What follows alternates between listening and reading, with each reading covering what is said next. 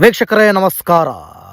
ನಶೆ ಮಾದಕ ಮಾತ್ರೆಯನ್ನು ನೀಡಿ 19 ವರ್ಷದ ವಿದ್ಯಾರ್ಥಿನಿ ಮೇಲೆ ಗ್ಯಾಂಗ್ ರೇಪ್ ಮಾಡಿದಂತಹ ಒಂದು ಘಟನೆಯನ್ನು ಈಗ ನಿಮಗೆ ವಿವರಿಸ್ತಾ ಹೋಗ್ತೀನಿ.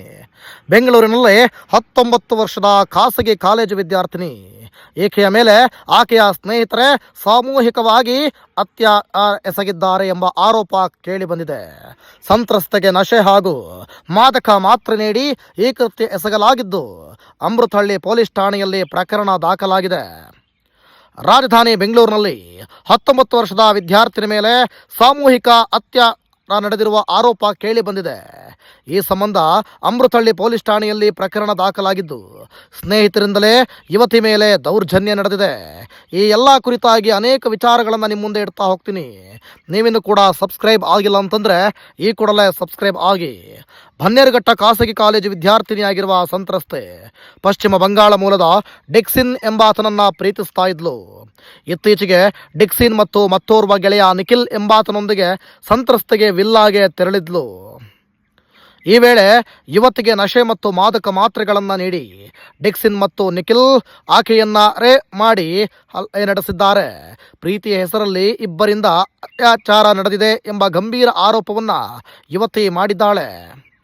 ಸಂತ್ರಸ್ತೆ ನೀಡಿದ ದೂರಿನ ಅನ್ವಯ ಪ್ರಕರಣ ದಾಖಲಿಸಿಕೊಂಡಿರುವ ಪೊಲೀಸರು ತನಿಖೆಯನ್ನು ಆರಂಭಿಸಿದ್ದಾರೆ. ಆರೋಪಿ ನಿಖಿಲ್ ಹಾಸನ ಜಿಲ್ಲೆಯ ಸಕಲೇಶ್ಪುರ ಮೂಲದವನು ಎಂದು ತಿಳಿದು ಬಂದಿದೆ.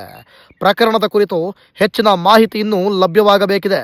ಈ ಬಗ್ಗೆ ಈಗಾಗಲೇ ಪೊಲೀಸರು ತನಿಖೆಯನ್ನು ನಡೆಸ್ತಾ ಇದ್ದು ಮುಂದಿನ ಕ್ರಮವನ್ನು ಕೈಗೊಳ್ಳಬೇಕಿದೆ. ವೀಕ್ಷಕರಿಗೆ ನಾನು ಹೇಳೋದೇನು ಅಂದರೆ, ಪ್ರತಿ ತಂದೆ ತಾಯಿ ಈ ವಿಡಿಯೋವನ್ನು ನೋಡಬೇಕು. ಹಾಗಾಗಿ ಪ್ರತಿಯೊಬ್ಬ ಮಕ್ಕಳು ಕೂಡ ಈ ವಿಡಿಯೋವನ್ನು ಶೇರ್ ಮಾಡಬೇಕು. ಪ್ರತಿಯೊಬ್ಬ ತಂದೆ ತಾಯಿನೂ ಕೂಡ ಈ ವಿಡಿಯೋವನ್ನು ನೋಡ್ತಾ ಇದ್ದರೆ ಶೇರ್ ಮಾಡಬೇಕು. ಮಕ್ಕಳು ಏನು ಮಾಡ್ತಾ ಇದ್ದಾರೆ, ಕಾಲೇಜು ಓದುತ್ತಿರುವ ಮಕ್ಕಳು ಅಥವಾ ಪ್ರೀತಿ ಮಾಡೋ ಮುನ್ನ ಹೆಣ್ಮಕ್ಳೇ ಎಚ್ಚರ. ನೋಡಿ, ಪ್ರೀತಿಯ ಹೆಸರಲ್ಲಿ ನಿಮ್ಮನ್ನು ಕರ್ಕೊಂಡು ಹೋಗಿ ಜೊತೆಗೆ ಅವ್ರ ಫ್ರೆಂಡ್ಸ್ನೂ ಕೂಡ ಕರ್ಕೊಂಡು ಬಂದು ಇನ್ನಿಲ್ಲದಂತೆ ನಿಮ್ಮನ್ನು ಬಳಕೆ ಮಾಡಿಕೊಳ್ಳುವಂಥ ಪರಿಸ್ಥಿತಿ. ಆಮೇಲೆ ನೀವು ಗ್ಯಾಂಗ್ ರೇ ಆಯಿತು, ಅದಾಯಿತು, ಇದಾಯಿತು ಅಂಥೇಳಿ ನಿಮ್ಮ ಮರ್ಯಾದೆಯನ್ನು ನೀವೇ ಕಳೆದುಕೊಳ್ಳುವಂಥ ಪರಿಸ್ಥಿತಿ.